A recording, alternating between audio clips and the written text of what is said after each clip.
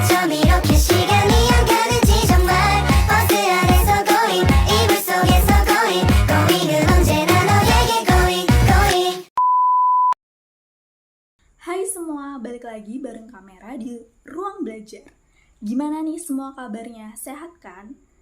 Di cuaca yang gak nentu ini, semoga kita bisa jaga kesehatan supaya tetap sehat dan juga fit.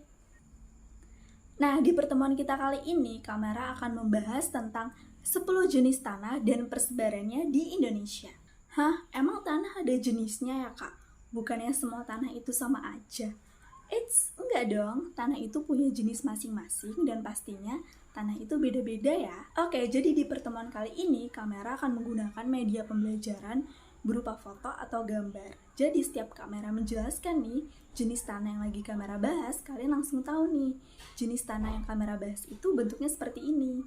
Sebelum kita masuk ke 10 jenis tanah dan persebarannya di Indonesia, ada yang udah tahu belum nih, apa itu tanah? Kamera akan langsung menjelaskan secara detail tentang tanah.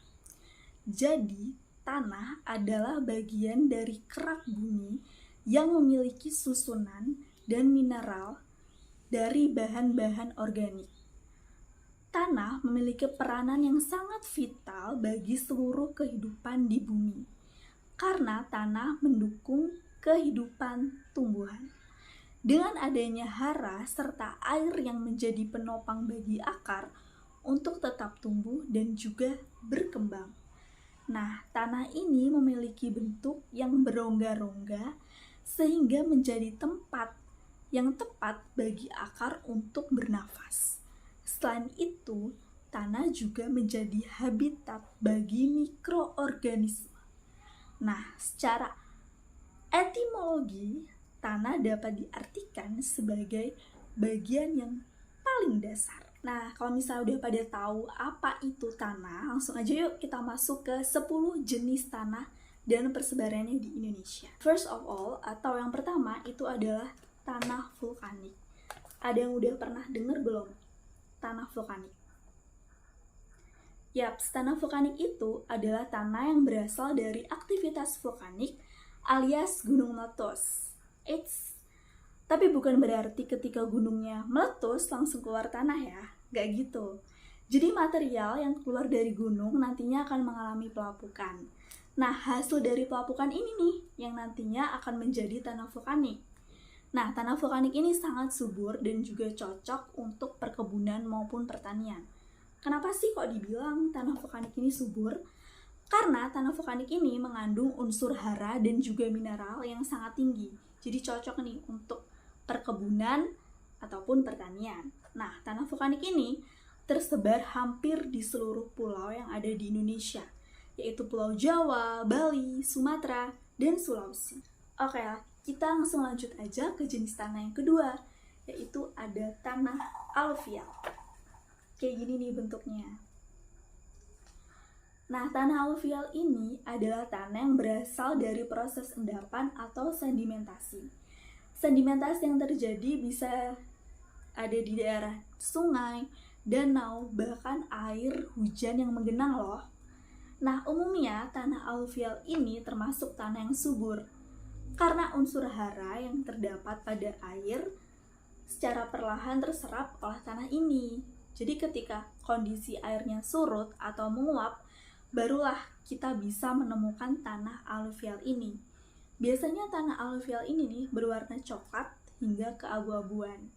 Nah, di Indonesia sendiri nih, persebaran tanah aluvial ini bisa dibilang cukup merata. Karena tanah aluvial ini dapat ditemukan di sekitar Sungai Bengawan Solo yang ada di Jawa, kemudian sekitar Sungai Barito dan Kapuas yang ada di Kalimantan, dan sekitar Sungai Mamberamo yang ada di Papua. Tanah aluvial ini juga cocok untuk pertanian maupun perkebunan seperti tanaman palawija, kelapa, dan lain-lain. Nah, sekarang kita masuk ke jenis tanah yang ketiga, yaitu tanah gambut. Bentuknya seperti ini ya guys. Jadi, tanah gambut ini adalah tanah yang terbentuk dari sisa-sisa tumbuhan yang setengah membusuk. Fun fact, gambut ini sebenarnya adalah tahap awal dari terbentuknya batu bara loh. Tapi tentunya untuk menjadi batu bara masih diperlukan waktu yang sangat lama. Nah, tanah gambut ini dapat ditemukan di daerah rawa dan memiliki tingkat keasaman yang sangat tinggi. Walaupun tidak subur, tanah gambut ini masih cocok untuk ditanami beberapa jenis tanaman seperti karet dan kelapa, serta beberapa jenis tanaman seperti palawija. Nah, tanah gambut ini dapat dijumpai di sejumlah daerah pantai barat dan selatan Kalimantan, pantai timur Sumatera, dan pantai selatan Papua. Sekarang kita akan masuk ke jenis tanah yang keempat, yaitu tanah humus. Tanah humus itu seperti ini ya teman-teman. Nah, tanah humus ini adalah tanah yang terbentuk dari tumbuhan yang sudah mengalami pelapukan sempurna, mirip dengan tanah gambut. Tanah humus memiliki warna yang coklat kehitaman. Bedanya, tanah humus sangat subur dan gembur, serta memiliki kandungan mineral dan zat hara. Umumnya, tanah humus ini dapat ditemukan di daerah yang memiliki batuan pohon dengan daun yang sangat lebat.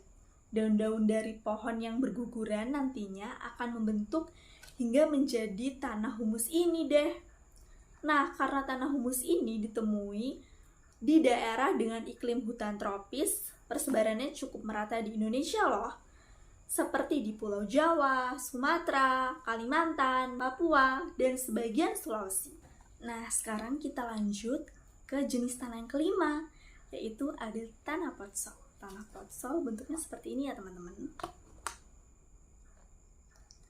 Nah, tanah potsol ini adalah tanah yang berasal dari sedimen kursa dan berbentuk karena pengaruh suhu yang rendah dan curah hujan yang tinggi.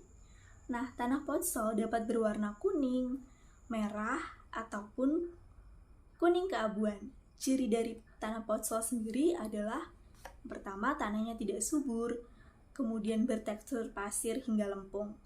Nah, tanah potsol ini tersebar di daerah pegunungan Sumatera, Kalimantan, Maluku, Papua, dan Jawa bagian barat. Jenis tanah yang keenam yaitu adalah tanah kapur. Untuk tekstur dari tanah kapur seperti ini ya guys. Nah, tanah kapur ini adalah tanah yang berasal dari pelapukan batuan kapur. Sesuai dengan karakteristik kapur, tanah ini tidak subur dan juga tidak cocok ditanami tanaman yang membutuhkan banyak air. Tapi, tanah ini cocok ditanami pohon yang kuat dan tebal seperti pohon jati.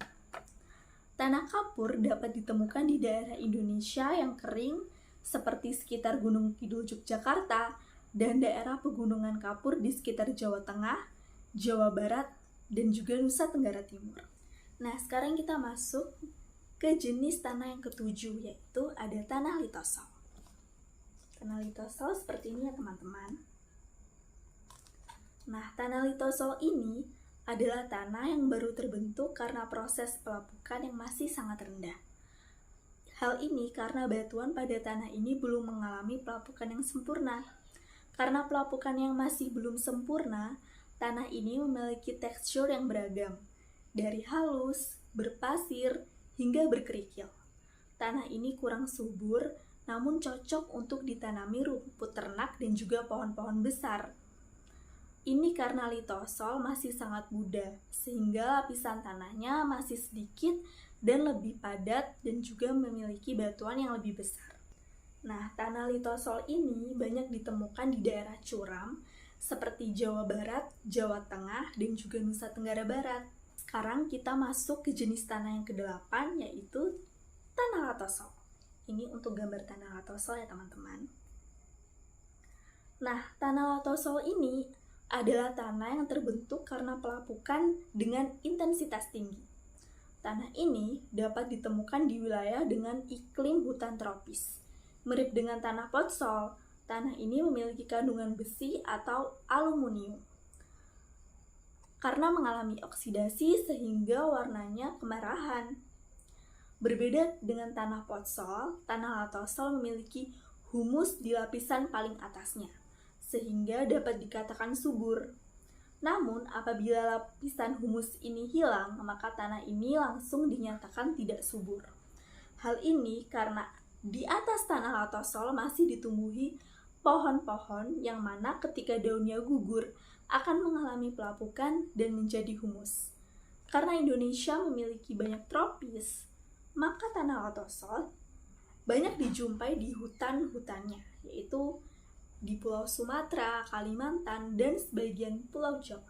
Sekarang kita masuk ke jenis tanah yang ke-9, yaitu tanah laterit. Tanah laterit itu seperti ini ya teman-teman. Jadi tanah laterit adalah tanah yang sebelumnya subur, namun unsur haranya hilang karena larut dan terbawa dengan air hujan. Nah, tadi kan tanah latosol aku bilang hanya subur karena terdapat humus di atasnya nih. Tanah laterit ini bisa dibilang tanah latosol yang sudah terbilas hujan. Tanah ini memiliki warna merah karena kandungan besinya yang sangat tinggi. Itulah mengapa disebut sebagai tanah merah. Karena unsur haranya yang terbilas, tanah ini kurang subur dan hanya cocok ditanami tanaman tertentu seperti kopi, cengkeh, dan kelapa sawit. Tanah laterit ini juga cocok digunakan untuk beragam kerajinan loh, seperti vas, genting, kendi, dan lain-lain. Tanah laterit dapat ditemukan di beberapa daerah seperti Jawa Timur, Jawa Barat, dan Kalimantan Barat. And the last ada tanah mergel. Tanah mergel ini adalah tanah dari campuran kapur, pasir, dan juga tanah liat. Tanah ini berwarna putih keabuan dan memiliki kandungan mineral yang sangat tinggi. Sama seperti tanah kapur, tanah ini juga kurang subur ya. Tanah mergel dapat terbentuk karena curah hujan yang tidak merata. Tanah ini tidak subur karena memiliki kandungan organik dan zat hara yang sedikit. Ini menyebabkan tanah mergel hanya cocok ditanami tanaman yang kuat dan tahan banting seperti jati ya. Tanah mergel ini dapat ditemui di daerah pegunungan atau daratan rendah yang terdapat batuan kapur. Kamu juga dapat menemui tanah mergel ini di sekitar Gunung Kidul, Kediri, dan juga Madiun. Nah, itu dia tadi 10 jenis tanah dan persebarannya di Indonesia. Walaupun masing-masing memiliki karakteristik dan ciri yang berbeda, semuanya tetap berguna bagi kehidupan di bumi loh. Jadi jangan dipandang sebelah mata ya. Sekian dulu ruang belajar dari kamera. Semoga materi hari ini dapat berguna bagi kamu ya, dan pastinya makin nambah ilmu kamu. Sampai ketemu lagi di ruang belajar berikutnya.